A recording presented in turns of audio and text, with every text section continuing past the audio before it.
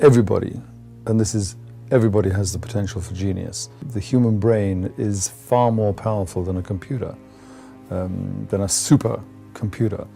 Its potential is still not known, but every time they put a boundary on it, the brain busts through that boundary and goes further and further. So brilliance is a potential for everybody. Since consciousness is involved, if once I feed you with an idea that you are susceptible to something, look, I can feed you with an idea that this pill that we just got from the pharmaceutical company, it's the greatest, best thing for your issue. And I give you this pill and you get better.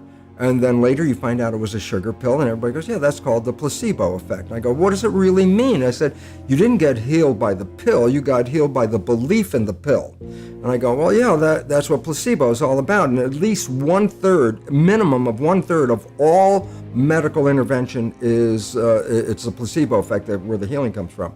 Everybody goes, yeah, I know about the placebo. I go, yeah, but that's a result of positive thinking. What about negative thinking? And this is what we don't talk about, but the reality is it's equally powerful in regard to affecting your biology as is positive thinking, but it works in the opposite direction. A negative thought is called the nocebo effect. Can cause any disease and you can die. If you believe you're going to die, you can die from the belief. So we really have to watch out because, as psychologists would tell us, 70% or more of our thoughts are negative and redundant, replaying the same negative thoughts. I go, if thoughts had nothing to do with it, fine.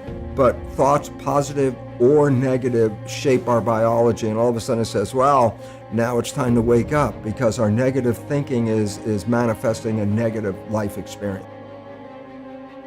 So if you think about it, people wake up in the morning, they begin to think about their problems.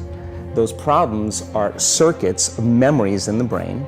Each one of those memories are connected to people and things at certain times and places. And if the brain is a record of the past, the moment they start their day, they're already thinking in the past. Each one of those memories has an emotion.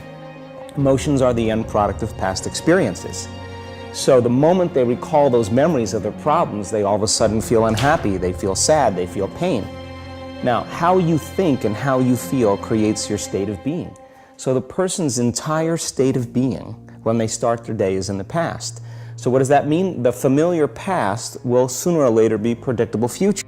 I think that the bigger thing is that we keep firing and wiring those circuits. They become more hardwired. So you have a thought and then the program runs. But it's the emotion that follows the thought. If you have a fearful thought, you're going to feel anxiety. The moment you feel anxiety, your brain's checking in with your body and saying, yeah, you're pretty anxious. So then you start thinking more corresponding thoughts equal to how you feel. Well, the redundancy of that cycle conditions the body to become the mind. So now, when it comes time to change, a person steps into that river of change and they make a different choice, and all of a sudden, they don't feel the same way. So the body says, well, you've been doing this for 35 years. You're going to just stop suffering and stop feeling guilty and stop feeling shameful, and you're not going to complain or blame or make excuses or feel sorry for yourself. Well, the body's in the unknown. So the body says, I want to return back to familiar territory. So the body starts influencing the mind, and it says, start tomorrow. You're too much like your mother. You'll never change. This isn't going to work for you. This doesn't feel right. And so if you respond to that thought as if it's true, that same thought will lead to the same choice, which will lead to the same behavior, which will create the same experience, which will produce the same emotion. So once you're aware, what are you going to do?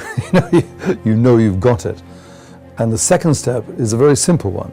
It's you decide that you're going to make your brain your hobby. Now, as soon as you do that, your brain is like a young child. So if you suddenly focus on a young child, what happens? It flourishes. Same with the brain. So the minute you make it your hobby, the minute you scan the web, the minute you go into libraries, the minute you attend courses, the minute you read books on it, your brain will reward you in ways which even you now wouldn't even believe would be so. Have the attitude that you can. Believe that your brain can. And then daydream whatever you want to come true and then work to make it come true. That's brilliance. And anyone can do it.